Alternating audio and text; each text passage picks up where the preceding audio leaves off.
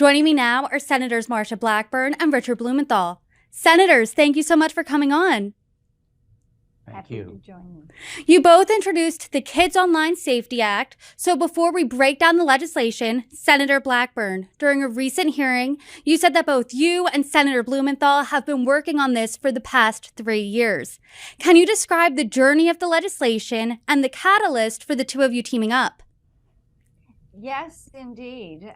In 2019, at the Senate Judiciary Committee, we started a task force on technology.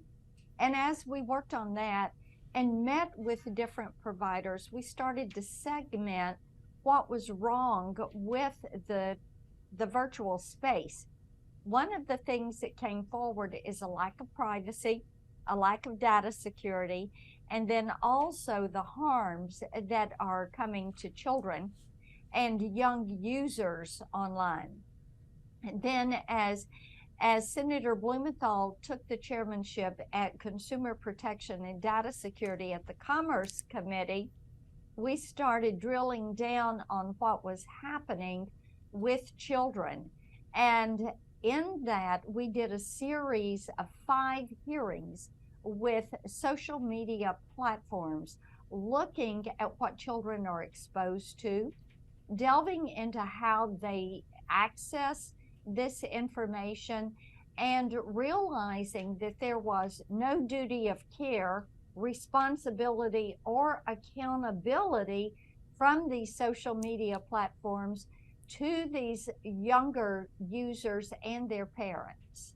So, Senator Blumenthal, you're sitting through these hearings, you're hearing the harm that social media has on young children, and now you come up with a solution, which is the Kids Online Safety Act. So can you break it down, give us the specifics of the legislation? Absolutely, and I'm really proud of the fact that this measure was the result of bipartisan work together. Very sincere. Senator Blackburn has been a tremendous partner, and her team have been excellent working with mine on the basic protections for children to give them back control over their lives and give parents tools so they can protect their children. That's one aspect of it. For example, the disconnect, the black box algorithms that drive this toxic content about eating disorders, bullying, even suicide toward children. Second, more transparency so that the algorithms are better known and so that action can be taken to moderate their effects.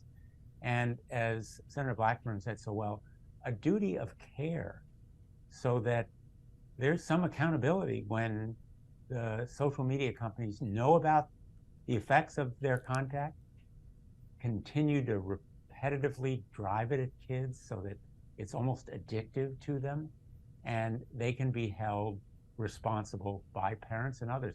You know, I would say the most powerful impacts have been the testimony from parents who've lost children, literally lost children because of these black box algorithms. And of course, Frances Haugen, the whistleblower from Facebook, who described how Facebook knew about the consequences of its social media and did nothing about it. In fact, the clicks, the eyeballs, the repetition all mean more advertising, more money, and it put profit over those children. I want to talk specifically about how this legislation would be holding social media accountable. In the legislation, it says that there would be independent audits that the platforms would be going through. So, Senator Blackburn, who would be overseeing these independent audits? There are organizations that can do these independent audits. The thing that is so important about this is what we have learned, and Senator Blumenthal just mentioned this, the social media platforms have known that there was harm that was happening. They have done surveys, they have done research, but what they've chosen to do is to hold that information to themselves and not share it with parents and pediatricians and child psychologists. What we are saying is there needs to be a third party that is going to be looking at this and saying, here is what is happening. Now, you do have a certain psychiatric groups, pediatric groups that have started to do research. You do have mental health researchers that are looking at that. Even the CDC has done a report about what is happening specifically to teens and specifically to young women and how this is adversely impacting them.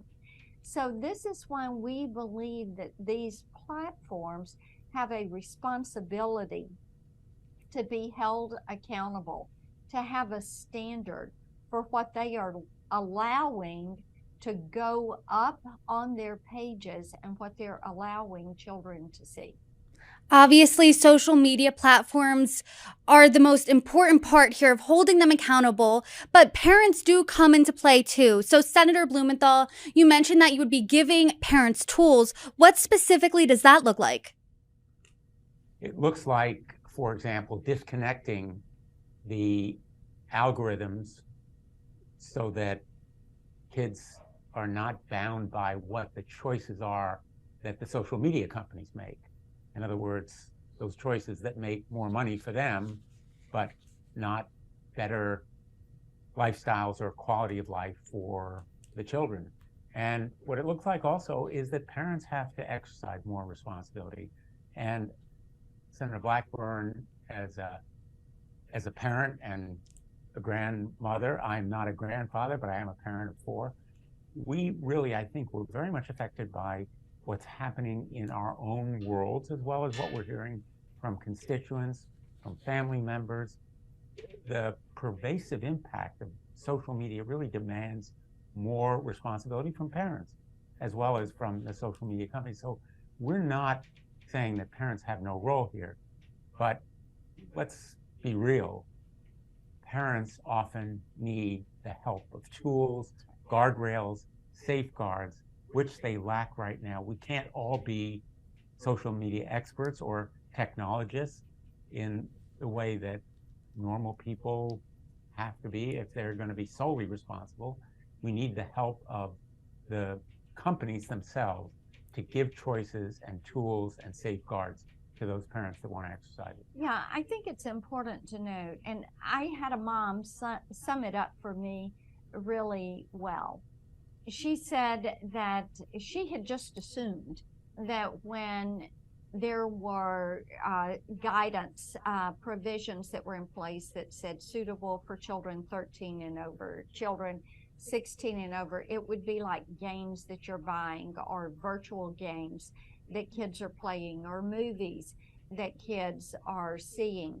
But what she realized during the pandemic, that there was not any type of adjustments that were made on these social media platforms. And she said, Marsha, you know, I used to think that when I had my kids home at night and the doors were locked and we were all in, everybody was safe. And during the pandemic, she realized the enemy was inside the house, and it was on that device, it was on that computer screen, and it was, whether it was the bullying and the constant feeding of videos on eating disorders or depression, comparisons, things of that nature, that it was too much for a young child to handle.